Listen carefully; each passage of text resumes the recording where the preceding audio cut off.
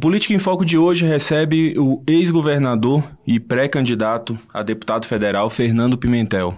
E aqui a gente vai fazer a ressalva de nós trataremos ele como governador. Acho que alguns veículos já têm sido tratados dessa forma. É o jargão político, tradição, de jornalismo. Tradição, E o último cargo que se ocupou. Então, até por respeito também a gente vai colocar nesses termos, tá bom? Então, governador, prazer recebê-lo aqui. Obrigado. Agora, numa outra empreitada, né? O senhor tá trilhando um novo rumo. Pedir para você se apresentar talvez não seja tão importante nesse momento, mas o que fez o senhor mudar agora o pensamento e buscar essa vaga na Câmara Federal? Bom, primeiro te agradecer, Diego, pelo carinho aí, pelo espaço que vocês estão me dando aqui. Ficar muito feliz de poder falar com todos os nossos ouvintes, eu sei que é muita gente. E dizer o seguinte, eu na verdade... Você não quis me apresentar, mas eu vou fazer um pouco essa apresentação, até porque às vezes as pessoas, o tempo vai passando, as pessoas esquecem um pouco das trajetórias. Eu estou na vida pública há uns 30 anos, né? Na militância política há muito mais tempo que isso. Eu comecei na vida política lá nos idos de 1968, no século passado, pensa bem, na luta contra a ditadura. Movimento estudantil, a resistência democrática à ditadura, e eu na época fui processado, fui preso político, fiquei 3 anos e meio preso. Depois saí, nós continuamos a militância aí já na luta pela redemocratização, fundamos o PT, eu sou fundador do PT em Minas Gerais, e vim tocando a vida. Me formei em economia, fui professor de economia da Faculdade de Ciências Econômicas da UFMG, me aposentei agora há alguns anos atrás. Vim trabalhando, vim tocando a vida, fui dos sindicatos economistas, fui presidente do Conselho Regional de Economia e depois fui secretário municipal da Fazenda no primeiro mandato do PT na Prefeitura de Belo Horizonte com o prefeito Patrus Ananias, nosso companheiro. Depois continuei na prefeitura com o Dr. Célio de Castro, continuei secretário. Fui candidato a vice-prefeito junto com o Dr. Célio na reeleição dele. Aí ele se afastou porque ele teve um derrame, um AVC. Eu assumi a prefeitura, fiquei 3 anos como prefeito em exercício, né, substituindo o Dr. Célio. E depois fui reeleito no caso, porque já tinha sido prefeito, prefeito de Belo Horizonte. Ao todo eu fiquei 16 anos na prefeitura de Belo Horizonte, como secretário, vice-prefeito e prefeito. Depois eu saí, fiquei 2 anos fora, fui candidato a senador, não fui eleito naquela ocasião, mas me tornei ministro da presidenta Dilma, fui ministro da Indústria e Comércio durante 4 anos, saí para ser governador de Minas, concorrer a governador de Minas, fui eleito em primeiro turno e fui governador 4 anos. Quando eu me afastei, quando eu saí do governo do Estado, isso em 2018, eu confesso para você que eu estava meio desanimado. Eu tive muitos dissabores, muitos aborrecimentos, processos contra mim, uma perseguição judicial enorme, como também sofreu o presidente Lula, como várias lideranças do meu partido, do PT, sofreram, né?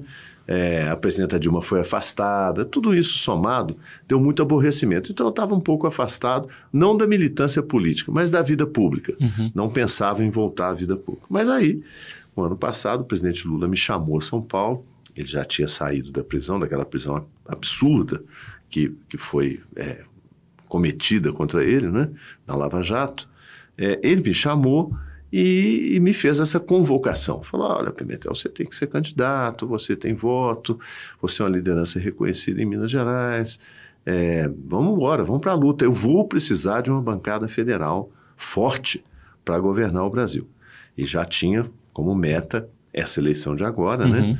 E sabia que a chance de ser eleito era muito grande e tomou como missão, aliás, ele tem isso como missão, reconstruir o Brasil. Porque o Brasil está destruído pelo governo Bolsonaro, né? E me chamou para essa luta. Falou, não, você tem que vir, é importante que você venha, vai ajudar a legenda do PT. E com isso eu me animei e sou hoje pré-candidato e logo candidato então, você foi convocado federal. Né? Fui convocado para a luta pelo presidente Lula e depois de quase 50 anos de militância política não tem como escapar de uma convocação dessa, né? Então, estou muito animado com essa perspectiva. Muito angustiado e muito assustado com a situação que o nosso país chegou, né? Acho que hoje todos os brasileiros e brasileiras de boa vontade sabem que o país está à beira de uma catástrofe social gigantesca, né? Isso que eu queria perguntar já para o senhor, aproveitando, qual que é a importância que o senhor vê de ter uma Câmara forte, uma base forte para um eventual governo do presidente Lula, ou até mesmo na outra possibilidade, a gente tem que pensar nessas possibilidades de se ter eventualmente uma oposição assim com um nível de alguém que já passou por tantos cargos públicos. Qual que é a avaliação que o senhor faz disso? Pois é, vamos... Bom, primeiro é o seguinte, eu acho que, e no meu caso pessoal, né, falando de mim como agente político, militante político, eu acho que de fato eu tenho uma experiência que pode ajudar, pode contribuir para o Brasil. Eu não tenho outro objetivo. Não me move nenhuma vaidade pessoal, viu, Diego? Porque, veja bem, eu já fui prefeito, eu fui governador, eu fui ministro, sabe, assim, não tenho vaidade desse ponto de vista. O que eu tenho é o desejo de contribuir para o país, né? De deixar o país melhor para os nossos filhos, para os nossos netos, né? Fazer melhorar a situação do povo brasileiro, que hoje é muito angustiante, muito terrível. Então é isso que me move. É claro que é uma coisa muito importante para o país ter uma bancada federal qualificada, com experiência, comprometida com o povo brasileiro, né? Para qualquer governo isso é importante. Mas é mais importante ainda para o governo do presidente Lula. O presidente Lula é um democrata, já deu essas demonstrações ao longo da vida dele como líder sindical, constituiu um partido político, sempre lutou dentro dos quadros da democracia. E o que nós estamos enfrentando hoje, o nosso adversário principal, que é o atual presidente, é claramente antidemocrata e antipopular. Ele não esconde de ninguém as intenções que ele tem de praticar, digamos assim, atos antidemocráticos, né? Ele enfrenta as instituições, ele agride o parlamento, ele agride o Supremo Tribunal Federal constantemente. Então, é uma pessoa do campo autoritário, vamos chamar assim. E nós somos do outro campo, do campo democrático. É claro que o campo democrático é muito amplo, o meu partido é um partido mais à esquerda, mas hoje nós temos uma aliança que contempla todos os segmentos do campo democrático. Não é por outro motivo que o presidente Lula chamou o ex-governador de São Paulo, Geraldo Alckmin, para compor a chapa dele, né? Uma atitude claramente de ampliação dos arcos das alianças, né? Eu acho que isso é muito importante para o Brasil. Nós vamos precisar de todo mundo para reconstruir o país. E eu acho que o presidente Lula está nessa linha e eu estou na linha dele. Falando agora das alianças, né? A gente tem um quadro de legislação eleitoral que está bem diferente do que foi no passado. Por conta das federações e tudo isso. E hoje, os partidos que estão federados com o PT, com o partido do senhor, eles são, o quadro está bem menor do que foi anteriormente. A própria vice também já foi colocada por um partido que, se a gente for olhar no espectro, está muito mais, tá um pouco mais à esquerda, centro-esquerda, do que foi o MDB. Então, o senhor acha que isso muda muita coisa para quem está observando e vendo as alianças, as composições do próprio presidente Lula também? Veja, você fez uma pergunta interessante. Eu acho assim, de fato, a legislação eleitoral estreitou muito a possibilidade de alianças formais, né? Então, você hoje, na federação do PT, por exemplo, você tem poucos partidos, né? Tem o PV e o PCdoB que estão na federação. Mas na aliança conosco já tem um quadro um pouco maior, tá? O PSD, né? Então, partidos... Não vão rejeitar nenhum apoio, né? Nenhum apoio, né? Exatamente. Então, eu acho assim, o campo democrático é muito amplo. A gente tem democratas em todos os partidos, inclusive nos partidos que hoje são base de sustentação ao presidente atual, né? Tem gente democrata lá dentro do PL, dentro do PP, eu tenho certeza que tem. E essas pessoas, com certeza, num eventual governo do Lula, que eu quero crer que vai existir, vão juntar-se conosco, vão se agregar conosco. Então, eu não vejo assim com muito temor essa questão. Eu acho que nós vamos conseguir. O importante é ganhar as eleições. O importante é manter digamos assim, o protocolo eleitoral, ou seja, tem que ter eleições dia 2 ou 3 de outubro, né? Nós não podemos permitir nenhum obstáculo a isso.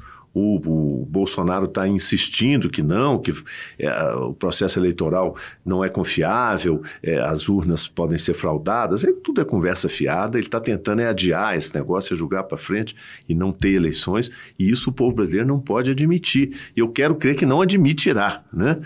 Teremos eleições. Ganhando as eleições, aí nós teremos uma liderança como a do presidente Lula, absolutamente capaz de compor um governo amplo, com todos os segmentos representados, trabalhadores, empresários, movimentos sociais, enfim, todo mundo vai estar representado, como foram os 2 mandatos do Lula, né? Então, desse ponto de vista, eu sou otimista. Agora, é preciso enfrentar, com certeza, com denodo, com coragem, esse desafio autoritário que está posto aí pelo atual presidente. O senhor falou mais cedo da questão de vaidade, né? Que o senhor não tenha vaidade para estar ocupando o cargo. Mas é notado que o senhor tem ainda, assim, um protagonismo, não apenas dentro do seu partido, mas que isso aí talvez não tanto para o eleitor, mas para a gente que acompanha um pouco mais a vida política, que vem aprendendo um pouco mais sobre a vida política, né? No meu caso específico, a gente, assim, eu percebo que existe talvez uma redução desse holofote por conta do próprio vice-governador, o candidato a vice-governador do seu partido, André Quintão,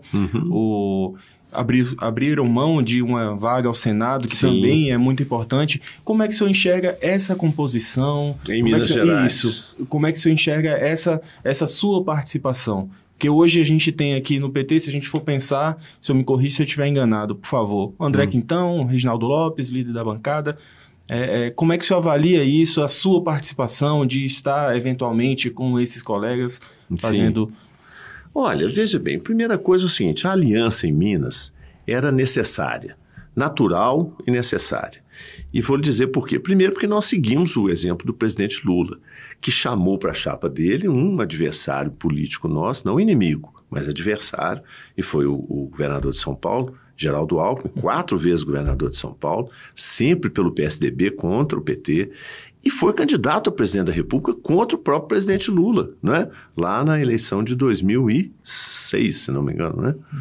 2002, 2006, Enfim, era um adversário político nosso, mas é um democrata, é um cidadão que se preocupa com o país, que tem compromisso com o Brasil, com o futuro do nosso país. Enfim, foi chamado e num gesto de grandeza da parte dele, aceitou o convite, está irmanado conosco na luta contra o retrocesso, contra o obscurantismo, contra isso tudo que está aí representado pelo governo Bolsonaro. Então, não há como fugir de reproduzir essa aliança no campo estadual. E aqui no campo estadual, o candidato competitivo é o ex-prefeito de Belo Horizonte, o Calil, que é meu amigo fraterno, amigo pessoal, não é um homem de esquerda, mas é um democrata e tem sensibilidade social. Demonstrou isso nos 2 mandatos dele na prefeitura, né? Enfrentou a pandemia de forma muito correta, muito corajosa, né? Eu acho que ele fez uma boa gestão e se qualificou como possível governador do Estado, como futuro governador do Estado de Minas Gerais. Nada melhor do que nos somarmos com ele, já que ele era competitivo. E nessa aliança, é claro, você tem que ceder em alguns pontos. Nós cedemos, abrimos mão da candidatura ao Senado. Por quê? Porque o PSD, que é o partido do Calil, tem 2 senadores em Minas Gerais, um dos quais é o presidente do Senado, o senador Rodrigo Pacheco. O outro é o senador Alexandre Silveira, que era suplente do senador Anastasia. O Anastasia virou ministro do TCU e o Alexandre sentou-se na cadeira de senador. Não tem como você fazer uma aliança pedindo... O Alexandre foi diretor do DENIT. Trabalhou conosco no governo do presidente Lula. É um democrata também. Quase foi líder do governo Bolsonaro. Assim. Por injunções da política, veja bem como é a importância de um quadro como o senador Alexandre Silveira. Ele foi convidado para ser líder do Bolsonaro e não aceitou, mas isso mostra que ele tem uma competência política... Existe um diálogo, né? Reconhecida, não é? Então, é um quadro importante para nós, né? E eu acho que com muita sabedoria o partido fez essa escolha, aderiu à candidatura, estamos todos fazendo campanha para o Calil e para o senador Alexandre Silveira. O vice é o nosso companheiro André Quintão, um excelente quadro também, uma pessoa da melhor qualificação. Todos são meus companheiros. Eu estou muito feliz de estar nessa aliança. E numa postulação que eu diria adequada. Deputado federal é uma postulação que pode ajudar a legenda. Não sei se eu vou ter muito voto ou pouco voto, não se trata disso. Eu sou um nome conhecido. Se o meu nome, ao ser reconhecido, trouxer votos para a nossa coligação, eu já fico satisfeito, né? Então é isso que eu digo para você, eu não tenho nenhuma vaidade pessoal, né? Eu já passou essa fase, eu sou uma pessoa já, digamos assim, veterana nesse campo da política, né? Então, o que eu quero é ajudar o presidente Lula a reconstruir o Brasil. Eu quero ver Minas dar certo de novo, Brasil dar certo de novo, o nosso povo está em situação terrível hoje, nós temos que melhorar, é isso que eu quero, né? Eu já estou mais no final da carreira, então eu quero ajudar. Fora isso, tudo mais que vier é lucro para nós. Não tem como olhar para frente sem olhar um pouquinho, pelo pra menos, trás, o que passou, né? Aqui, brevemente, né? Sim. A gente teve uma candidatura da ex-presidente Dilma ao Senado, que acho que todo mundo que esperava o resultado se sentiu um pouco surpreso do que foi aquilo, inclusive a sua, no segundo turno e tudo. Por que o senhor acha que esse é o momento de virada, assim, de retomar esse protagonismo, de retomar? Foi porque o atual presidente fez muita coisa errada? Foi porque as propostas que os senhores têm agora são as melhores? Qual é a observação que o senhor faz disso, nesse momento? Olha, Diego, veja, eu acho, você está mencionando um momento que foi o pior momento da história da República Brasileira. Foi quando eu governei Minas Gerais, inclusive, né? Eu tive imensa dificuldade no governo, dificuldade financeira, orçamentária. Eu peguei o governo já com uma dívida gigantesca herdada dos governos anteriores, mas eu não fiz como o governador atual, que passou 4 anos reclamando do passado sem fazer nada no presente. Parece que é o maior cabo eleitoral do senhor, tá sendo. A rede social está rendendo muita coisa bacana de se ver, de se divertir. Ele fala mal do meu governo e de mim todos os dias, né? Tem uma obsessão com esse negócio. Eu acho até que ele devia procurar uma ajuda terapêutica para esse negócio. Isso é um transtorno obsessivo grave. Mas não importa, do ponto de vista político, o que ele tem que explicar não é o meu governo, que já passou há 3 anos e meio atrás, é o dele. O que é que ele fez nesses 3 anos e meio, que ele é governador, o que ele tem a apresentar, quais são os resultados. Ele foge desse debate e fica remetendo para o passado, né? Isso é uma questão que eu acho que, quando começar de fato a campanha eleitoral, que é em agosto desse ano, isso vai ficar muito claro. O governador atual não tem o que mostrar, não tem nada o que dizer, a não ser criticar o passado. Eu acho que ele vai ter dificuldades para manter a campanha desse jeito. Mas isso é outro assunto. Você dizia o seguinte, o que é que mudou? Eu acho que naquele momento, Diego, nós enfrentamos um tsunami contra nós. Quando eu digo nós, não é o PT, é a democracia brasileira. O que houve foi um fortíssimo movimento antipolítico, antipolítica em geral, antidemocracia em geral. A Lava Jato é a expressão disso, né? É uma tentativa de varrer a política do cenário e colocar no lugar dela um projeto autoritário, liderado por um segmento do judiciário, esse juiz lá do Paraná e aqueles promotores lá malucos do Paraná, que acharam que podiam governar o Brasil esgrimindo as leis ao arrepio da Constituição, como fizeram com o presidente Lula, como fizeram com a presidenta Dilma, que sofreu um impeachment, que na verdade foi um golpe, né? Então isso tudo é um tsunami, é uma tempestade na democracia brasileira. Essa tempestade passou, amainou. E agora as pessoas, o cidadão comum, a mulher e o homem brasileiro, estão vendo a realidade. Aquilo foi um equívoco terrível, não podia ter sido daquele jeito, né? O resultado daquele punitivismo, daquele lavajatismo, para usar um termo, enfim, mais explícito, né, foi Bolsonaro, presidente da República. Um cidadão que não tem a menor condição de ocupar o cargo que ele está ocupando. E está destruindo o Estado brasileiro, está fazendo um mal terrível ao nosso país, à nossa população. Então, vamos corrigir isso. Como é que se corrige? Pela política, pela democracia, com as eleições, escolhendo bons candidatos.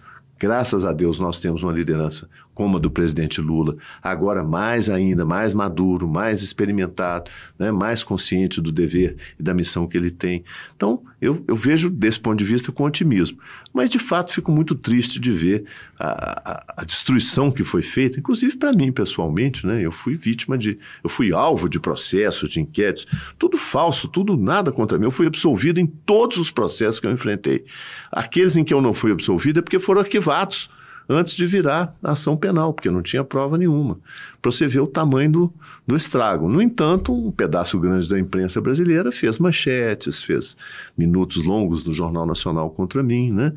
Então, assim, ataca a reputação das pessoas, e agora que está tudo resolvido, as notícias para reparar aquele estrago são pequenininhas, né? Até assim, é uma forma, a sua candidatura é uma forma de provar, assim, que assim, até questão de ficha limpa, a gente tá vendo aí, é uma forma de mostrar, olha, tá aqui... Tá tudo limpo, não procurou, tem nada, não se achou nada porque não tem nada para achar, né? A minha vida foi vasculhada de cima a baixo, quebraram todos os sigilos, fizeram busca e apreensão e tudo, enfim, tudo aquilo que você sabe e as brasileiras e brasileiros sabem, foi feito contra mim. E nada foi encontrado, simplesmente porque não tem nada para encontrar mesmo. Eu não tenho dinheiro escondido, conta no exterior, patrimônio oculto, laranja operando contra... Não tem nada disso. A minha vida é tranquila, é limpa, é tranquila.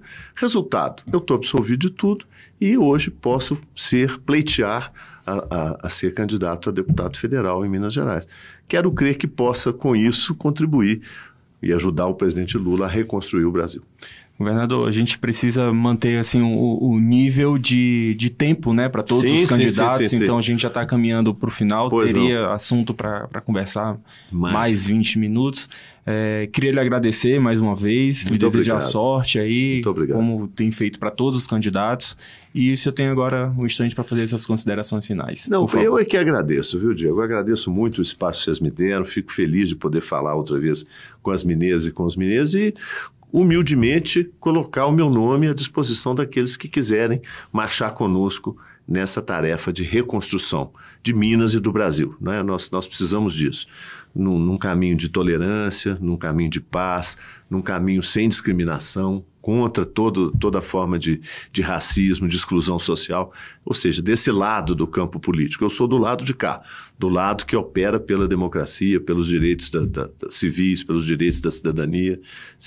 Aqueles que estão desse lado, eu coloco meu nome à disposição deles. E te agradeço muito o espaço e a paciência. Mais uma vez, nós que agradecemos. Esperamos levar mais informação, fazer com que o eleitor tenha cada vez mais informações contundentes dos candidatos. Para fazer boa escolha, exatamente. Tá então, mais uma vez, obrigado. Sucesso na Tá bom, muito obrigado. E obrigado aí aos nossos ouvintes.